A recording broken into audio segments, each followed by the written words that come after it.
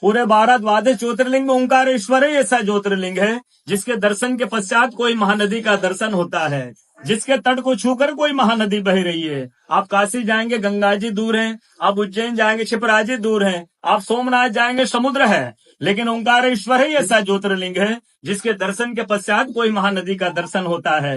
वो महानदी है रुद्रदेहाय विद्महे मैं कलकन्याज धीमहि तन्नो नर्मदा प्रचोदयात्। भगवान शंकर की देह से पसीने के बूंद से निकली है माँ नर्मदा।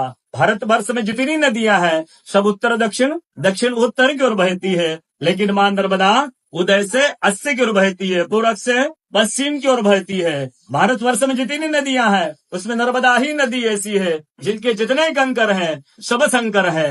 नर्मदा पुराण में ये भी कहा गया है कि नर्मदा जल के स्पर्श होने से जो शिवलिंग निकलता है उसको डायरेक्ट ले जाके पूजा कीजिए, उनको प्रतिष्ठा की आवश्यकता नहीं है। नर्मदा जल स्पर्श होने से वो स्वयं प्रतिष्ठित हो जाते हैं। अयोध्या में राम लला जी की जब स्थापना की गई थी तो नर्मदा का 2.5 फीट का नर्मदा का शिवलिंग राम जी के साथ अयोध्या में स्थापित किया गया था। और कहा गया है कि रेवा तटे तपम कुर्यात् मोक्षदायिनी गंगा। कलयुग में आपको तप करना है, नर्मदा किनारे जाइए, और मोक्ष करना है तो गंगा किनारे जाइए। रेवा तटे तपम कुर्यात् मोक्षदायिनी गंगा।